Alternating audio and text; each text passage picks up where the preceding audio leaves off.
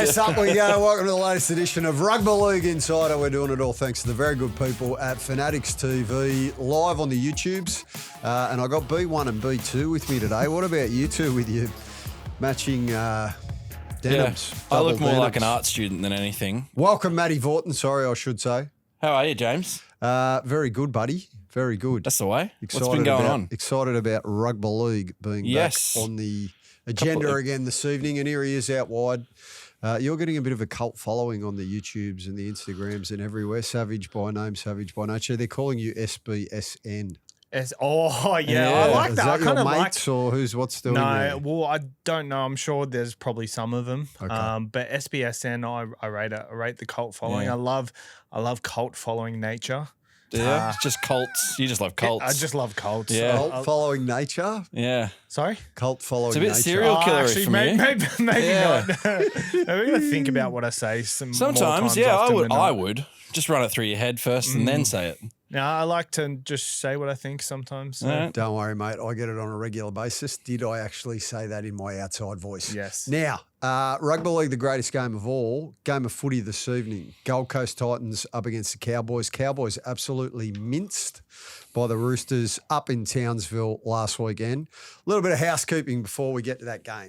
The hotline is going Burko 02-8001-6260. Daphne and Darren, they've been on overtime on the switchboard. A lot of phone calls, Matty, after your old man, Fatty Vorton. Shit, I sounded like my hat, my coat then. After your old man, Fatty Vorton,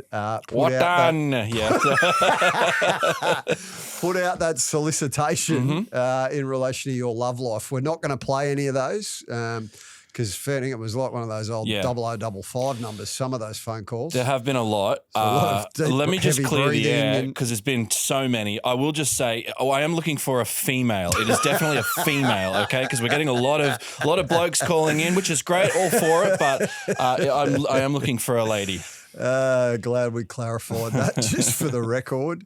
Now, you've been in the lab as well overnight. Well, not overnight. He's in there 24/7 anyway. But what's happening in the lab? In the lab, done the ladder prediction for the year, and the results may surprise you. Okay, wow. Oh, you got Penrith winning, do you? So we've done it for the remaining 5 games. So for the remaining season? Today we will exclusively reveal on Rugby League Insider teams 1 to 8. Yeah, and I've been pretty black and white with who wins and who doesn't. So, the Roosters lose to Penrith later in the year. Penrith pretty much win every game from here. So I've been pretty fair. So if there are upsets, then it's obviously going to go another way.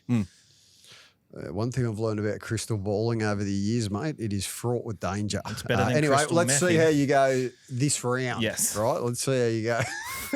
Better than what? Sorry, nothing. I didn't say anything. I didn't say anything. Better than what? Sorry, I didn't say anything. You said something. Nah. I just said, up we go, let's move on. Yeah, Up we this go. could be anything. This could be anything. Yeah, it's that sort of day. It's a little bit loosey-goosey. Now, there's breaking news, as we always like to try and do on this podcast. So it's been reported over the last 48 hours about Jacob Preston, the Doggies back rower, gun player, one of my favourite back rowers in the comp. Jacob Preston. I think he's one of Darcy's favourites too. Top 25 for me. Top 25. Yeah, it'd be one of mine as well. I actually played with his brother, Luke. Oh, did back you? in the mid-2000s, yeah. Yeah, okay. Played for Belrose. He's from the Northern Beaches, I think, Jacob Preston. Yes, yeah, he's still living up at Terry Hills up there. Belrose Eagles, how was that? Yeah, when you're playing for the Chroma Kingfishers, it's usually a loss, but that's okay. They're a very strong club, the Belrose Eagles. Okay. Very good. So, Preston, reports were that he's basically over the line at Canterbury Bankstown. I'm not sure whether Augustus has spoken publicly about it, but all the mail coming out of Canterbury is Jacob Preston wants to stay, loves a joint, part of the furniture. And they gave him his first opportunity because he was at North Sydney, wasn't he? And he was in that system. In the Roosters, yeah. Chook and system. I think Manly as well. But he was over, and he started off, that's right. He started off as a Manly junior. Canterbury are the club that have given him his opportunity, but he's absolutely grabbed hold of it with both hands and kicked the door off the hinges.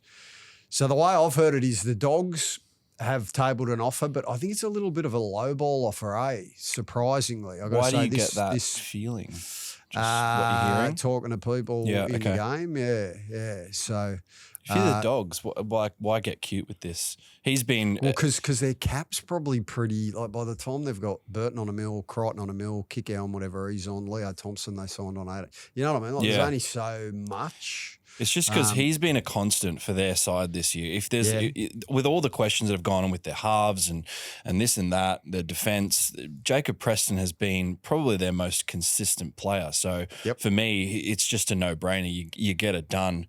I think he'll probably play for Australia. Yeah, I think you're right because Hudson Young's out. Dylan Lucas is going to be out. He was part of that Ashes squad last year. Didn't get a test match, I don't think. Or was he in the 17? Did he make the 17? No, I think he was over there. No, he played off the bench. He went over there. Kevin was pretty consistent with the team he put out. Well, he picked the same team the entire duration of the 3 games. So it's a fair point, Matty. I think, and I agree with you, I think he has been their most consistent player. Basically, I'd say they got salary cap constraints and they're just trying to, it's a negotiation. So they've obviously gone into it, okay, well, we'll start here, but we're prepared that we might have to sharpen the pencil a fair bit along the way. I don't think he wants to go anywhere. I think in all likelihood it'll get done with the Bulldogs, but I do think that if they don't come up with a much improved offer, then they risk him going to November 1. And if he goes to November 1, well, that's a whole different ball game. Yeah, well, I can imagine there are some teams that are looking for a back row like that, and one springs to mind would be the Perth Bears. Parramatta, we've been pretty critical of their recruitment, so they're probably looking for a handy back rower as well. What do you think? PNG, obviously, as well, from November 1. But I think a lot of Bulldogs fans have been blowing up at this sign Preston campaign, give him what he wants, but it's all part of salary cap management. You look at Penrith, they don't budge on what they do. They've had to let players go in the past, like Kickow, James Fisher-Harris, Appy Coruscant, Kurt Capewell, like a lot of key players in their forward pack and edge back rowers. The player isn't the system. The system is the club. I don't know where I was going with that, but what they have in their system overcomes what each player can bring. It's a whole collective and a culture they bring. So I think what they've done is good by the club. Well, we're just that's on Marbo. That's the vibe. What you just done there on your I guess analogy there. Well, I think one thing that he's got going for him is a combination with Lachie Galvin. If we're talking about his teamwork or team ability, his combination with Lachie Galvin on the right, that's growing into something really dangerous. So you definitely got to keep those together. And I'd keep him on the right as well. I think he is actually a right-sided player. When he went to the left for those couple of games earlier this year, he didn't do a lot. But when he's on the right, he's very, very dangerous. I think Kikau's been really good as well on the left side. But they've also got Tupanua sitting there as well. So I do think that they're in a position where they probably can't spend overs on someone like him. They've got Burton sitting there on $1 million. They've got Crichton at $1 million. Crichton's playing in the spine, but having an outside back who's on $1 million, they've probably paid less for their fullback and their hooker and all that sort of stuff. So they probably can afford to do it, but I wouldn't say that they'd be willing to go too high on Jacob Preston. I reckon it'll get done, but I think Augustus is probably going to have to produce a much more significant offer than where things are at the moment. I'm just looking at this list of back rowers who are off contract as of November 1. It's off its head. So you got Adavalu Lusati from the Melbourne Storm, Ben Turbo, Brendan Piakura. Well, he's sort of got some head knock challenges at the moment. Britton Nakora, great form for Cronulla. Connolly Lemuelu, David Fafita, Hudson Young, Jeremiah Nene, Isaiah Papali'i out of the Panthers, Jacob Preston, Kuli Kefu Finifuiaki at the Dolphins, gun player, Liam Martin, Matty Nicholson from the Raiders, Samuel Afainu, Tallis Duncan. Well, that'll get done. We know what the Bunnies are doing there. Yeah, they're sharpening the pencil heavy duty. Although, you know what? I've got a conspiracy theory here. I reckon part of the reason why Wayne blew up the way that he did last week, and you latched onto it in some how I tried to make your shithouse argument about Melbourne Storm rotting the cap all those years ago being related to PNG getting tax-free money relevant again. Wayne said it. Two of the great minds in the game, Savage and Bennett. I reckon that the Bunnies have got wind of the fact that Papua New Guinea might have been having a little bit of a look at Tallis Duncan, and Really? Yeah. Okay. Because I'll tell you why. This is a theory that is bouncing around the game at the moment. So Jerome Luai's agent is also Tallis Duncan's agent. Right. So he's done the deal with Papua New Guinea to get Jerome to the Chiefs. Yeah. So he's already got that pipeline open. He's met the Prime Minister. He's been over there with the private jets and the red carpet tours and the all the rest of it. It's going to be hard to get younger players, I think, to PNG. I would have thought younger players were perfect to go, Collar, because like, mate, if you're single, right? Yeah. No ties to anything, right? Yeah. No kids, and it's FIFO work. You're in, you're out. It's double a dough. Yeah. Yeah, you got to live in the compound, but that's you got to make sacrifices. But also, okay. You know, Could people go who are after a doing Papua New Guinean bird. Could do. people from what was that? Could you say you could go after the locals there? If Listen, that's a fucking concerning act, Yeah. all right? And you're already up to about 5 of those in the last 7 days, okay? Last 7 minutes. One more and you're off. Sorry. You're a palooka sometimes. What were we dribbling about? Tallis Duncan potentially going to PNG. We Look, were he'd be- talking about single Yeah, we were. NRL Let's move players. on from that. Okay, no, here's where I was going, right? So people who are involved in FIFA work in everyday walks of life, right? Well, they have to make those sacrifices. They have to. A lot of them leave their families. Gowie's doing it at the moment. Yeah. You know, he's over in WA working in the mines.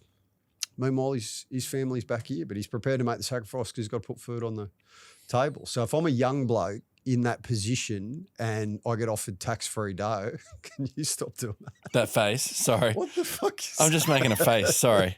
Oh, I just fair imagine a young 21-year-old sort of, for the most part, stuck in a compound. Not all the time, obviously. Oh, you get a bit stir crazy, wouldn't you? And then the other option is you're in Sydney and you can go anywhere and do anything you want, or Brisbane or whatever. You know what? The narrative we've been painted to us is that it's a family person that's more likely to go over there. But I think you're onto something, Hoops. Yeah, I would have thought so. A lot of people I've spoken to, especially that are older and stuff like that, not in NRL or whatever, they kind of look back and wish they grinded harder when they were younger, and some people did grind harder when they're younger. They took the sacrifices from 21 to 25, and then they were able to chill and do whatever they wanted from 30 onwards. So, The guys that they've signed so far, are they all? They're all family men, aren't they? Alex Johnson, Jerome Luai. well, when you think Yeah, Zach Lomax Lomax. has recently. I'd assume and it's his Joey partner have Manu, recently- maybe? Yeah, Joey Manu's got kids. Yep. Interesting. I'm not sure about Matty Lee's the UK front row forward. But yeah, the majority of the others are. Yeah, and I think they might the Chiefs recruitment guru team, that part may have been part of their initial approach. Yeah, Okay, let's bring some people. Let's Yeah. make it a family environment And to then begin build with, from there, and then yeah. we'll build off the back of Yeah. that. Matty Lease as well, so he's from England, right? Yep. The promise or the agreement was between the Australian government and the Papua New Guinean government. So Yeah, is he not going to get tax-free money? Oh, good point. Nah, look, let's not. I Other podcasts have gone down this road and had to do special editions to put Humpty Dumpty back together again. Don't worry, I've been there plenty of times, so I've got the badge. Yeah, no, let's not go there. Right? I don't know is the answer. I'm tipping maybe they've gone for a special exemption and they've been given permission and all that. Yep. Let's not open that Pandora's box. When you look at their roster, though, like they really can't sign too many more marquee players to fill out a top 30 as well. They need to start getting some forwards. Yeah. PNG. Well, they've got Luai, they've got Manu, Lomax, Johnston. All backs. We thought Toll was guaranteed to go there, but they've probably only Connor got Watson's obviously Connor Watson. he's a utility player, but But they'd be all on over 500K, Yeah. right?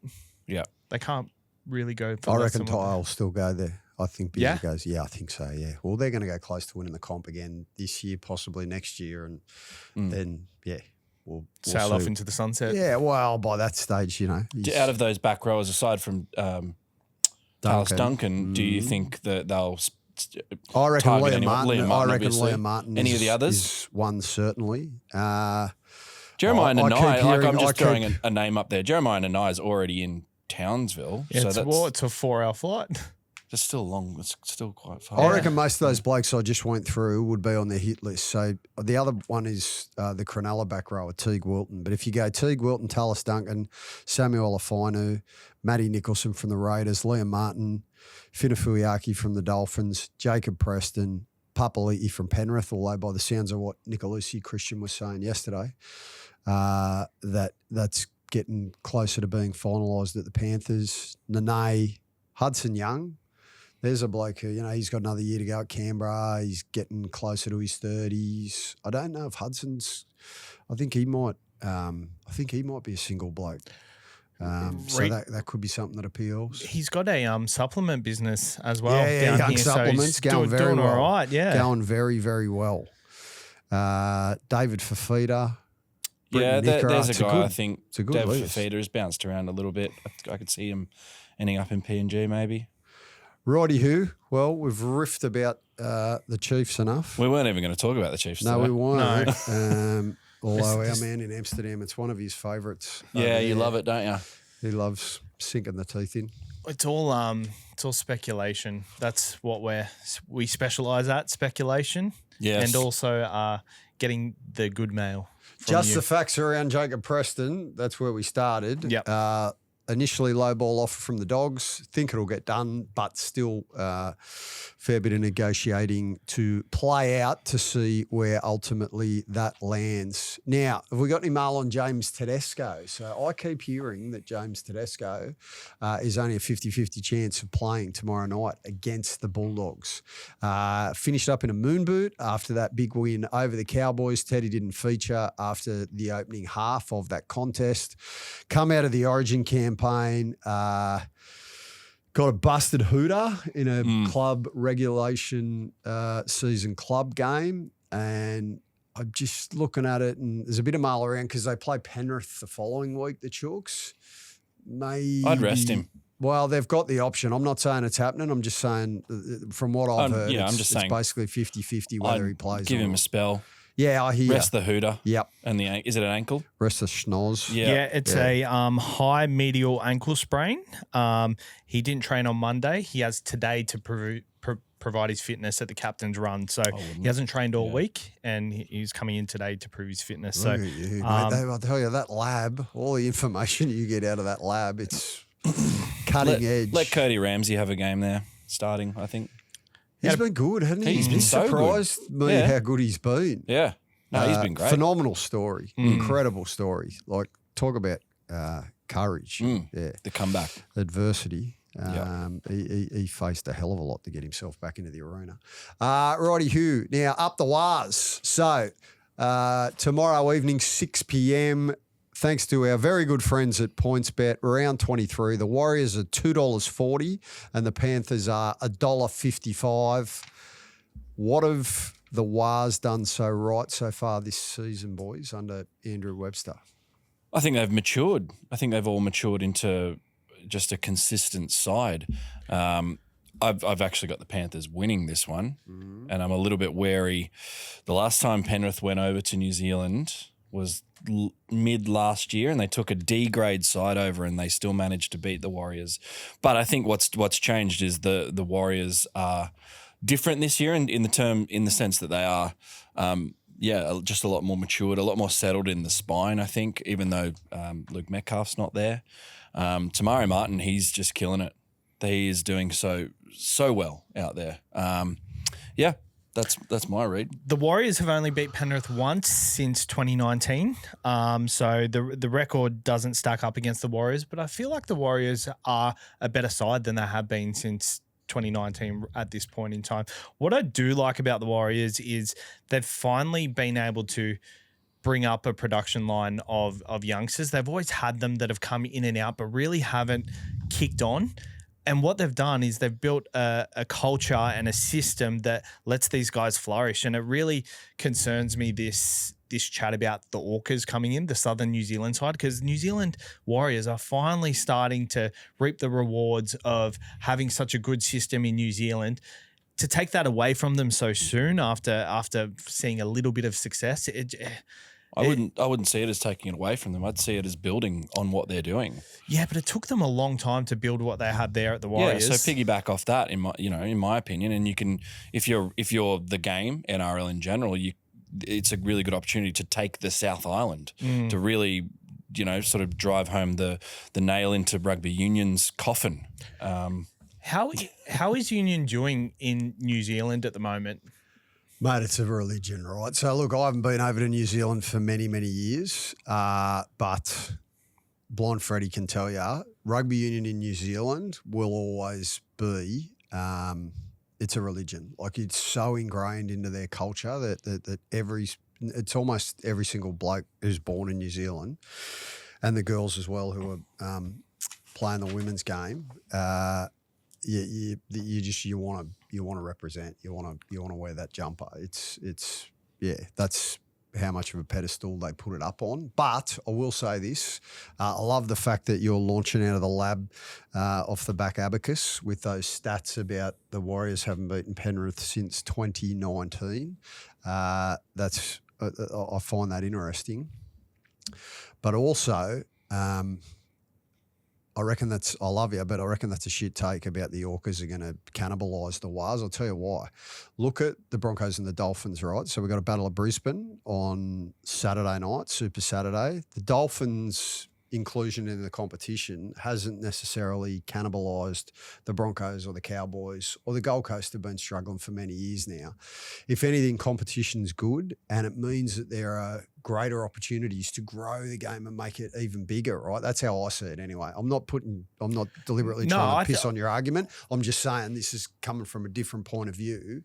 I reckon that when they do go that way, and I hope that they do go that way, and it's the New Zealand second side that is admitted into the NRL as a 20th team, I think it only just sends rugby league even more gangbusters in that country. I still think it's a little bit premature to say, rugby league is going to go past the All Blacks, but certainly it should be an aim and a goal to try and challenge the standing of that code in that country. Because for as long as Jesus has been in nappies, rugby union's always been king. Yeah, I agree with that sentiment, and I think that no doubt we've got to target that New Zealand corridor at some point in the future. But your argument there was the Dolphins and the Broncos. The Broncos won the comp last year, so it's obviously I'm throwing shit at a wall right now, but how have they gone this year? Because don't finger paint, all right? Because of their depth at the moment. Like, if the Dolphins weren't there, their depth would be a lot better. You look at the Penrith system, mate, I get you trying to mount a good argument, and you're not doing a bad job either.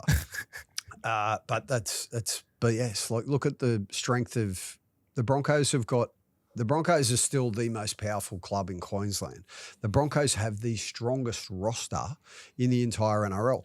Yeah, they shit the bed this year, right, and haven't made the finals. But you look at Brisbane's top 30, and I guarantee you, if you ask every other coach in the comp, right, all the other coaches of the 16 other sides, who the best roster is, Penrith and Brisbane are the best. I reckon Brisbane have a really good top 17, but their 17 to 30 really lacked, and that that's been that's a little bit about cap management as well. Some sides, I'll give you, Penrith are so good at managing the cap, right? And we've spoken about it previously, but I'm happy to yap about it again because it's clearly a benchmark of success, what they've been able to achieve. They're on target to make it 5 premierships in 6 seasons.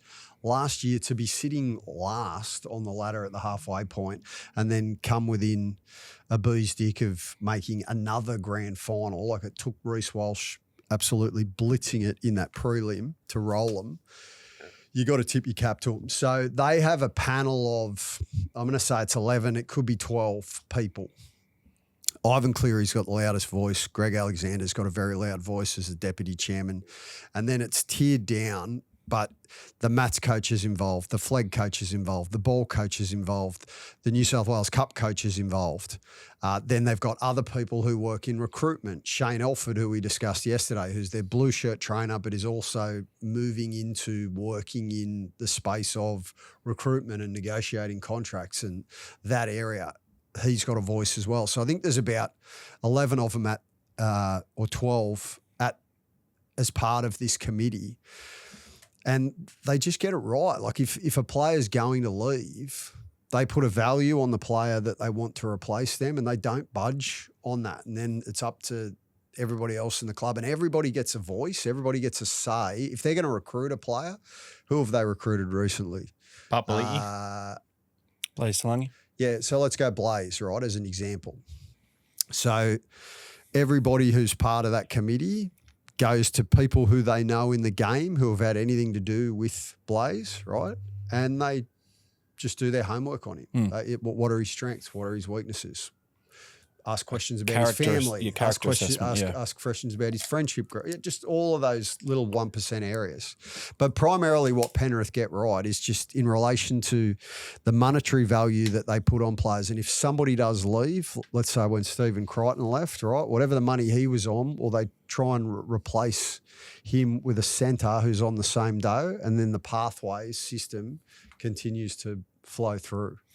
I think that Parramatta, for example, are probably the main rivals for Penrith in terms of taking people from the pathways. Juniors, yep. You look at, they haven't really been, since 2019 at least, they've been successful 1 year, 2022, they made a grand final. They started poaching players from Penrith, Jermaine Hopgood, they got Isaiah Yongi, they've had a few players here and there, but they're no real threat at the moment. So I think Penrith's in a good spot because of that. When they become a threat, I do wonder if that's going to change. So that's why, like, kind of my argument about the Warriors and just another team coming in for the Warriors.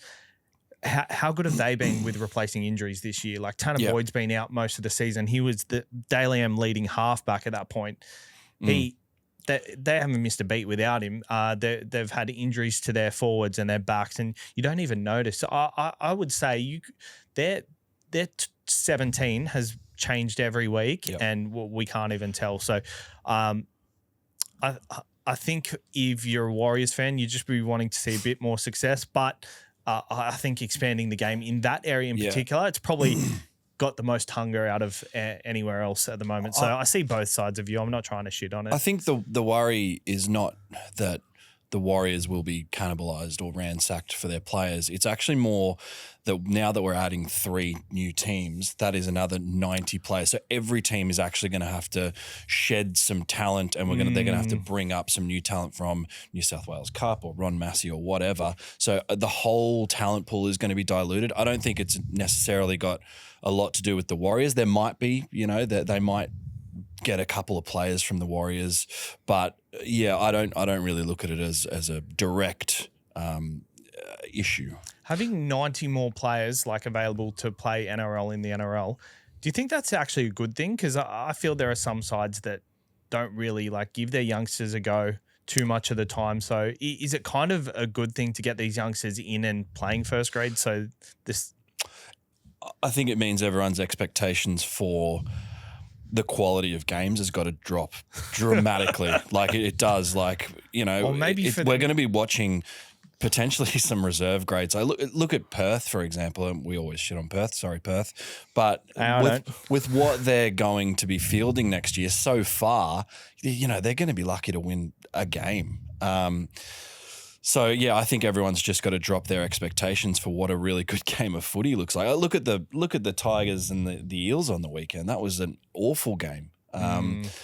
So I think we've got to get used to a bit more of that, unfortunately. In the fair dinkum department, if they really wanted to make it as elite as possible, right, you'd crunch the number of sides. So instead of having 20 sides, right, you'd only have, I don't know, whatever the number is, 12. whether it's 12, whether it's 14, right, and you'd have them in the stronghold regions, and you'd make it very hard to get through into that elite tier, right? And then below that, you would obviously have to have really strong New South Wales Cup and then feeding down through the junior systems to make sure that all of that was streamlined and elite as well. That's never going to happen, right? But I look at the NFL as a sport, and I think one of their strengths is, and obviously, you know, they've got 350 million people living in America, and a hell of a lot of them want to try and make the NFL, right? So they've got a far bigger population pool to use as a pathway system. But I reckon the NFL nailed it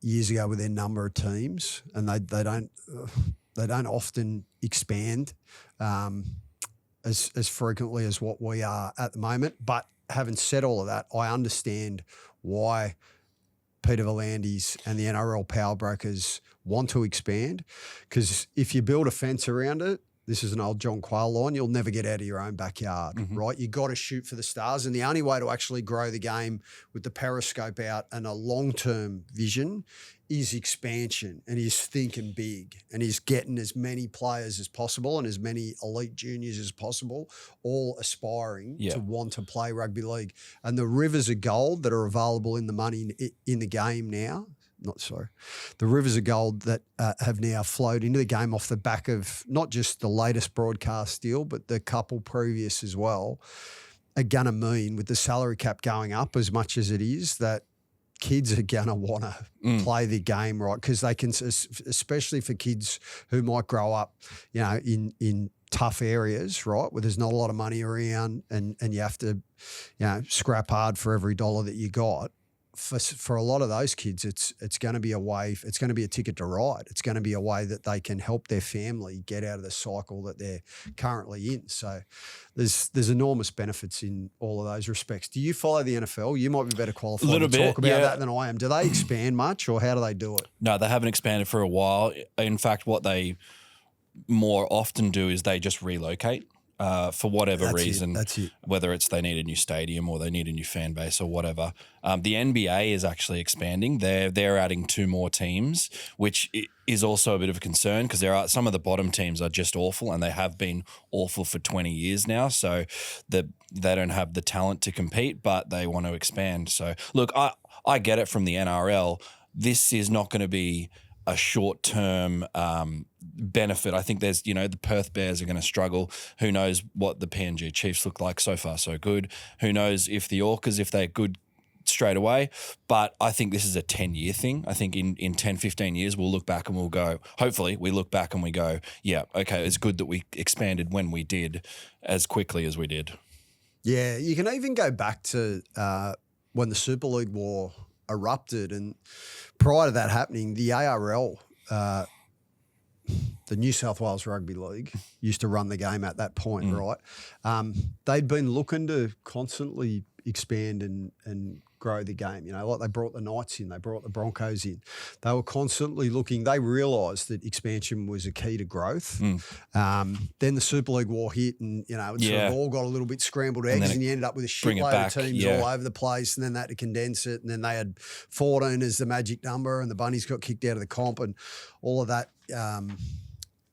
ended up just being a complete shit sandwich. And it's taken the game until now, really, to get back to that point where they're financially strong enough that they can. Yeah, and there's also smarter people than us sitting in the NRL headquarters going, okay, let's expand. You know, they're not sitting. They're not sitting there going, oh, should we expand? I don't know. Well, let's just try. Let's throw it out at the board. Yeah, like they've done their marketing, like they've done their research, and I think they probably know a little bit more about it than we do. Speaking of the Bears, Morgan Smithies has just officially signed. Yes. It's official. Boom. It's official. Good That's a good get. Breaking news. That's a good. Yeah, you love it. You love it. Your side out What's loud and with proud. Junior, one of your sides. Junior Paulo. Has he gone there yet? Nah. Look, I think it's a little bit like the Jacob Preston scenario at Canterbury Bankstown.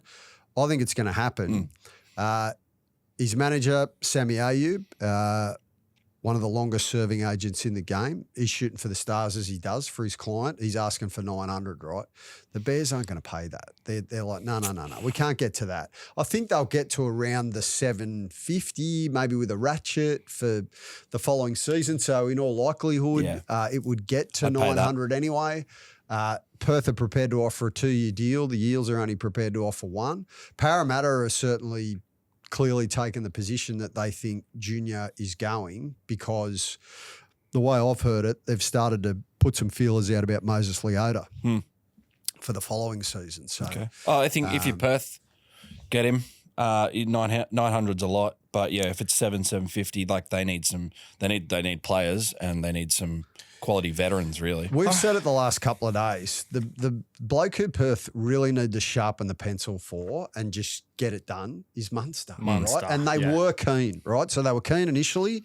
Then it went a little bit cold. He re-signed with the Melbourne Storm. This is going back when Mal had only just been appointed as the head coach of the Perth Bears. So this is going back about a year. Beginning of 2025, midway through 2025. Then even earlier this year, I think, again, there might have been a degree of interest. Of course, you're not allowed to officially express anything or table anything, but you can talk. I think that that they may have been looking at it, but again, they haven't managed to get it off the tarmac. But to me, that's a no-brainer, right? He's a Queensland skipper. He'll probably play for Australia at the end of the year. You need a face. Do you like this or not? Yeah, I love it. Okay. I love it. Because I'm asking you from a fan's point of view. Yeah, no, definitely love it. Yeah. I feel like in the roster at the moment, probably want a fullback first, but when you got Munster on the table, he's just as good as a fullback. You can plug anyone at fullback and he can be the creative spark and just be the guy that you go to. So I like it. I'm going to steer it back to up the wires, boys, because that's, believe it or not, we just we were talking about that 10 minutes ago. We just segued around Australia in 180 days and went orienteering into every single state and a few of the territories and all over the shop. I'll tell you what I reckon the Wars have done well under Andrew Webster is they've nailed their – what are you laughing at? I was laughing because you went to take a drink and then you didn't. So yeah, occupational hazard anyway. I'll tell you what I reckon they've really nailed is recruitment, pathways and retention, right? So since Webster's been there, they signed James Fisher-Harris. They signed Mitch Barnett. They signed Kurt Capewell. They signed Aaron Clark. All of those plays, I've got to say when they signed Fisher-Harris, a couple of very good judges said to me, champion player, right? I feel like a Palooka even mentioning this, but a couple of good judges said, mate, just watch him, right? Because he's played that tough for that long in the hardest position on the field. He's just starting to just turn on contact a little bit and just a couple of little subtle signs.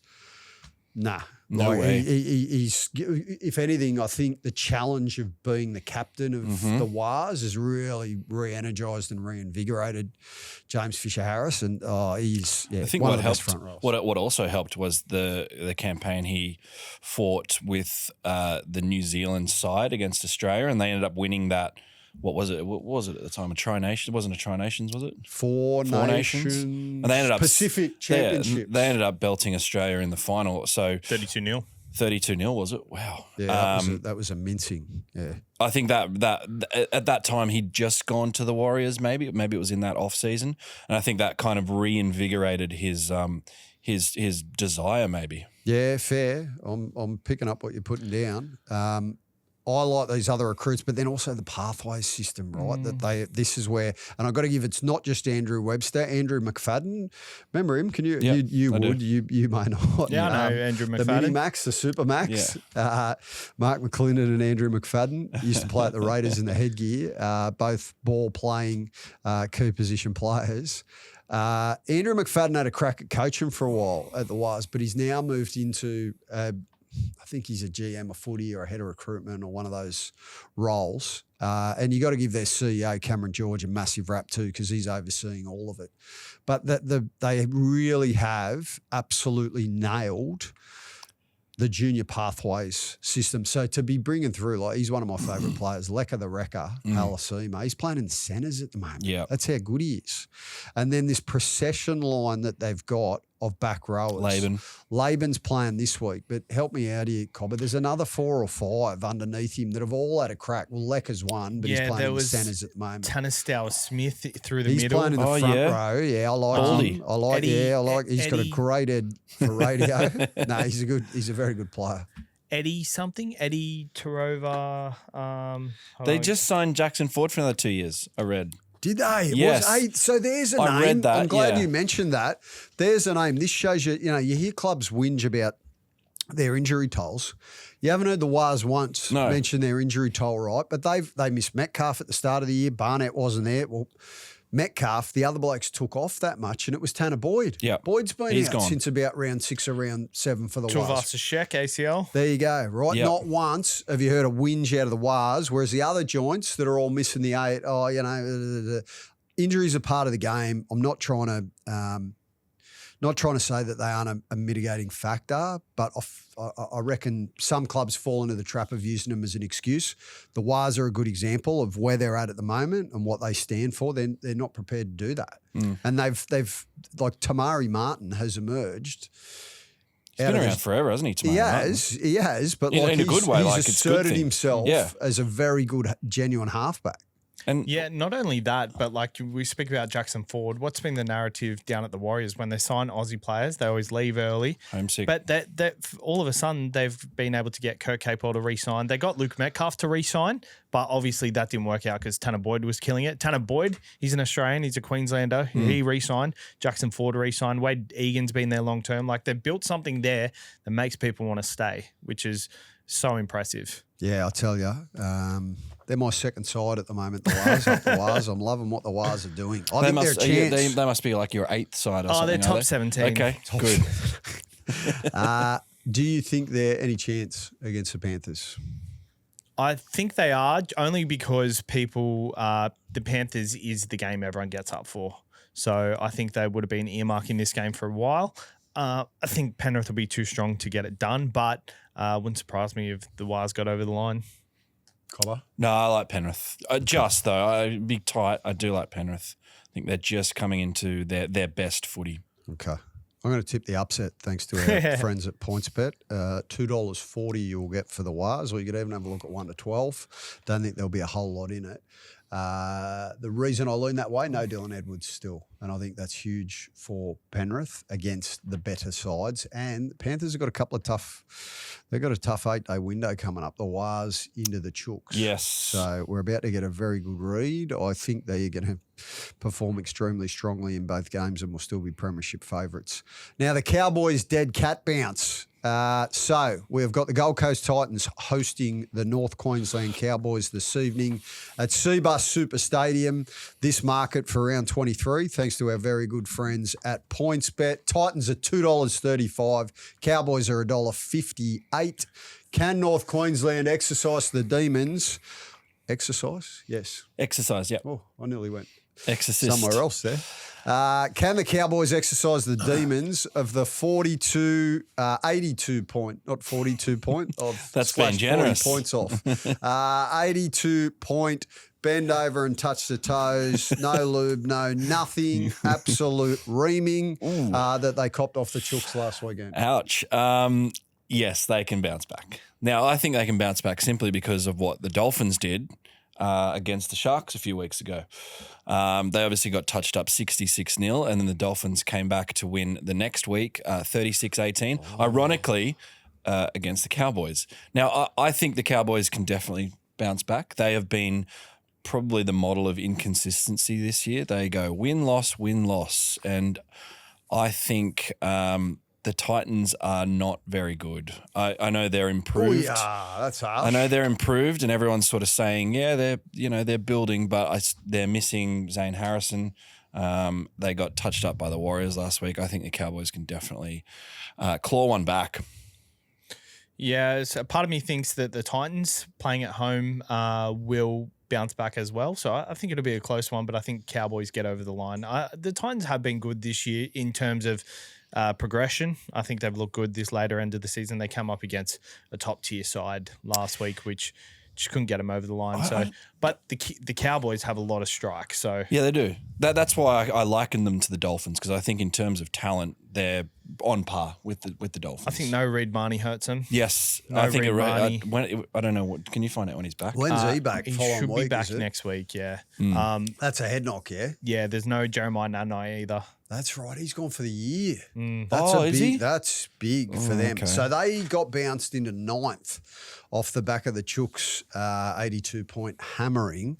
So it's an important game for the Cowboys in terms of the context of this season. They have got a softer draw home. They've still got to buy up their sleeve, but they need to very quickly kick back into gear and get rolling. Some of their veterans need to stand up. Like I'm talking about Ruben Cotter, Jason Taumalolo, Cohen Hess, Scotty Drink. Some of these guys were just not really cited last week, especially when they were needed. Yeah.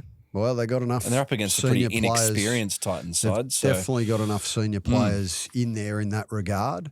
Did they have a good player against the Chooks? No. Murray Tuolangi pretty had one of his, like, no, I don't want to throw too much shade because I love him, but he had one of the worst games I've ever seen him play. You know what's funny? If a side loses 56-16, oh, actually, no, don't worry. Sorry, if a side loses 50-16, that's a hammering, right? Because they got 50 put on them. The Cowboys got put double what that amount is, because that's 34 points, and then they got beat by 70. We're going to get Docs and also the drug testers on to Brandon after this episode, because I'm not exactly sure what he's been engaging in before we've come live on the YouTubes. Yeah, I don't know. Don't know. It sounded way smarter. We're going to leave it outside off stump and we're not going to revisit it. Yeah. Now, don't Matty, cut that though. You mentioned, no, that's in. That is, mate, nothing's cut out of this podcast, I should point out, by the way. Nothing is ever edited. That's how we like to roll, and that's the feedback coming out of the YouTubes is people like that organic style of get up. Now, where were we? The Titans, the Gold Coast. Yeah, the NRL's forgotten team. You mentioned, Matty, that you don't think they have really shown that many signs of improvement this year. I'll go the other way. I'll tell you why. Arama Howe, I think, has been a much improved find for them this season. The little halfback, I know he's injured and won't play, Zane Harrison. He's clearly going to be a player of enormous potential for the future. I hope he stays at the club.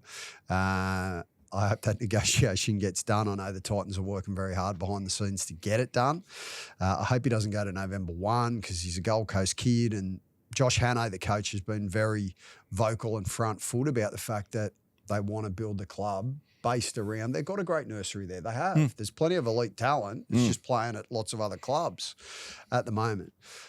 Justin Pascoe's brother, Oliver. Keep that. Pasco, that's a concerning act. Yeah. Pasco's barred from being mentioned on this show. The only time he's allowed to get a mention is when we give Timmy the Tiger a shout out about the fact that some of his plugs are actually some of Pasco's fake hair. Oliver Pascoe has been one of the finds of the season. That's an example of, I don't know who found him, but whoever, because how many Queensland Cup games did he play? Do you know how many? It's like 170 or something, right? He was like a concrete. He was or working brick. as a truck. Yeah, he was working as a blue collar bloke. It's outstanding, that story. I love that story. So he's another good example of reason for optimism at the Gold Coast Titans. Cooper Bye, could be anything. Cooper Bye, I love him. Yeah, I think that I think they're in a better position now than what they were, and also just from everything that you hear out of the club, right? And this isn't a knock on Desi, but it was pretty, morale was pretty low the last 18 months. I did hear that. Desi at the Gold Coast, whereas at the moment it's a completely different scene. Look, I'm not trying to shit on them too hard. I think they've been better than previous years. It's just not as improved as I would have hoped. One of the problems I have is scoring points. Now, they've only scored 30 or more points 3 times this year. They scored a couple of 38s and a 50 in there. A couple of times I think they got to 28. But generally speaking, if you go back and look at all their results, they're only managing 1, 2, sometimes 3 tries a game. They've got all these really brilliant individual youngsters coming through, but it's just a matter of putting it together. That's why I say, like, they're going to be good, but I just, it's just not, hasn't happened very quickly. It hasn't happened fast. And that's okay. But let's compare them, right? Because where they're coming from, I think it's fair to compare them with clubs like the West Tigers, Parramatta, the Dragons, right? They're all coming off a very low base. They've been going around in circles for a long, long time, haven't had very much for their supporter base to cheer about. So if you compare them to those other sides, I think there is plenty of reason for optimism around the Gold Coast. Jaden Campbell's another example who this year, you know, rather than chopping and changing and bouncing around from fullback to 5'8" to halfback, Josh Hanno's just gone, mate, you're my 5'8". I'm going to debut this kid, Harrison, at halfback, right?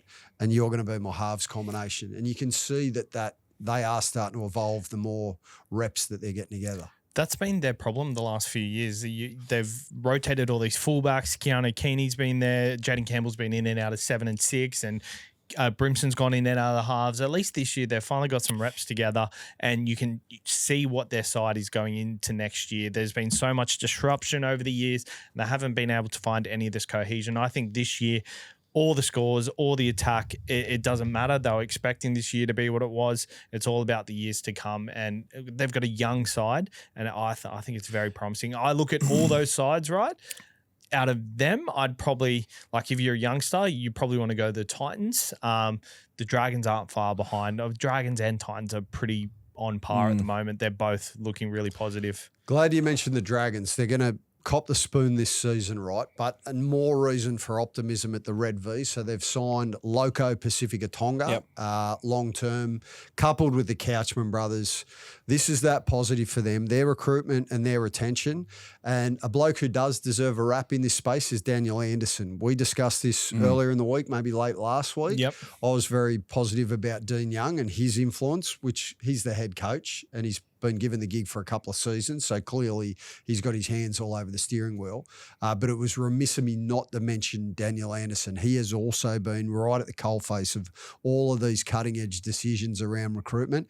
And look, on face value, the Red V have recruited better than any other club for next season. They just have. Yeah, and when the season started, everyone was kind of bagging their recruitment a little bit because they hadn't got anyone yet. Well, it was Dad's army. It felt like Daniel Anderson was copping a few strays, but the truth of it was he hadn't really been in the job long enough. Flano. Yeah, he hadn't really been in the job long enough. I think they've obviously shown that they can get players now. The concerning part is that the Dragons have now recruited, 6 or 7, plus retained a whole bunch of players, is that Parramatta and the Titans and even the Tigers haven't.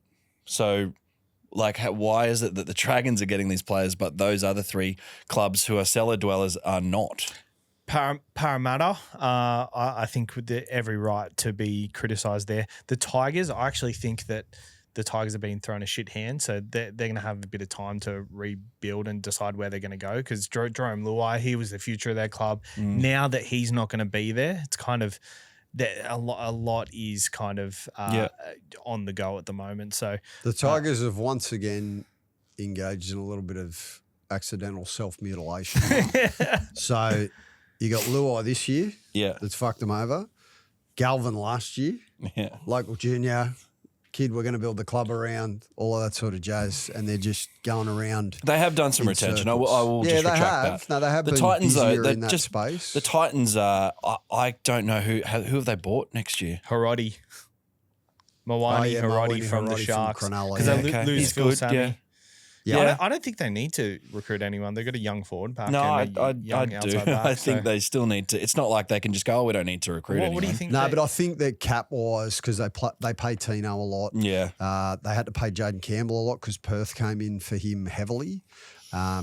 Kinney's on decent, on big dough. Brimson's on big dough. So they've kind of got some limitations there. Let's get crystal ball and Cobby. You've been in the lab for the last... yes. Well, you've been in there all season, really. Yes. Day and night, burning the candle at both ends. What do we got? Launch out of the lab and crystal ball us how the comp is going to finish in terms of the top 8. Okay, so top 4, we'll start off with Penrith first. I've got the Warriors in 4th. Second is the Cronulla Sharks, and third is the Sydney Roosters. So this is based on, obviously, the Cronulla Sharks have a pretty good draw for the back end of the year. The Roosters have the Panthers. They've got the Bulldogs this week, which I tipped them to win against. So that's as tight as the top 4 is. I think the Sharks get there just based on pretty much winning every game since then. 5th, I've got the Dolphins. 6th, I've got the Cowboys, who have a pretty good draw and a bye for the run home. 7th, I've got Newcastle. 8th, I've got Canterbury. Missing out on the 8. Manly come in at 9th. I tried my best to get them in there. You can explain that to Chock tomorrow. Yeah. And South's 10th. South's 10th. Yep, that's where I had the Souths. Wow. Okay. All right. We'll be holding you to this. And if it doesn't hit the mark, there will be further concerning act ramifications. Do you want South's draw? Hold on. Yeah, I'll just get you. So they've got the Dogs, the Warriors, the Titans, and the Roosters. So they're like, realistically, if you're tipping, they'd probably win one of those games, right?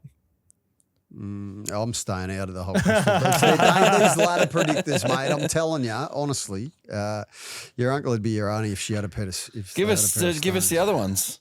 We need to know who's going to finish 11th. No, that's enough. That's enough for the I didn't ladder go that predictor. far. I didn't go that far. You didn't go that far. No. The Well, but the predictors, Tigers might make a comeback. The predictor's done its homework.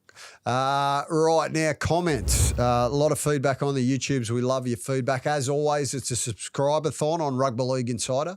FANATICS.TV, hit subscribe, please. And also, if you like what we're doing, we value your feedback and appreciate you following us. So hit like and hit subscribe as well. I think the guy you were talking about with the Mal Meninga-esque arm guard was Izzy Katoa. Yeah, Bang on. Yep. I couldn't. It was escaping me yesterday. I was thinking of Blake Brayley, and then somebody else tossed up Preston. Chris or sorry, yeah. And then I was like, nah. And then I remembered it was Izzy, and it was big. Yeah, it was. Thick. Righty-hoo. Waz need home ground advantage. The majority of their best performances the last 2 seasons have been in Australia. Is that right, Brennan? Is that true? Yeah. Like home ground advantage helps though, right? Absolutely. Yeah. They're pretty. I know the other sides who are in top 4 contention are busting for the Waz not to finish in the top 2 because they don't want to potentially have to give them the advantage of having 2 finals in New Zealand. They get week 1 and then they're through to a prelim. They get to host a prelim over there as well. Dogs should be favourites coming into this week. $3.10. Bet responsibly. Are they $3.10 with our good friends at PointsBet? That's it. Oh, they might even be more. They could even be $3.25. Yeah, but I think they should be shorter. Let's check. A lot shorter. Yeah, but what? they're coming up against the Roosters, who just put 80 on the Cowboys. Yeah, very good. Yep, that's why you're the voice. That is correct. That's like why, $3 is probably fair. That's why you're the voice of reason. I think they're about $3.17 at the moment, which that's probably. If they were around the mark. $4.50, I'd get it. But yeah. Freddie Lussick is not a hitter in the middle like Mitch Kenny. Also not a runner as well. Well, to be fair, Mitch Kenny doesn't run a lot either. Doing a good job, but he's not Mitch Kenny. That's fair. Well, he scored a few tries for Freddie Lussick this year. He's doing an outstanding job. He's more than holding his gloves up in a tough position. He's done himself proud, Freddie. Righto, boys. That's all we've got time for on the greatest game of all, Rugby League Insider today. What's on for the rest of the weekend, Matty? What am I doing? I don't know. No, watching some footy. Watching some rugby league, I guess. Yeah. How good is it? Nice. Yeah. How exciting. What about you, big dog? Yeah, nothing. Just living it? Just hanging out. Yeah? Here. I've got prime time later today with Kenty. Who's on? I think Crawl's on today. Oh, that'll be a must-watch. Tune into that. Always a good laugh. When do you get a run on that show? Boys. Oh, that's the big dogs. Sure. Sure, you and Kenty. That would be great. Oh, one of the great combinations. Actually, before we finish up, can I just give a shout out to someone? Yeah. Johnny Gibbs former Manly great, played for Australia. He's going through a little bit at the moment. He has been diagnosed with Hodgkin's lymphoma. Yep. He gets his blood work back tomorrow, but I just wanted to give him a shout out. He's an absolute champion. Bit of a crazy uncle to me, but one of Dad's best mates. So just wanted to wish him the best. Yeah, he's going through a little bit at the moment. So yeah, we at the Rugby League Insider crew, we just want to wish him all the very, very best. Very well said, Matty. He's a very good man, Johnny Gibbs. We wish him all the best in his fight that he's got on his hands at the moment, and got no doubt whatsoever that he will punch his way right out of it. That's all we've got time for today. Enjoy your footy. We'll see you again tomorrow.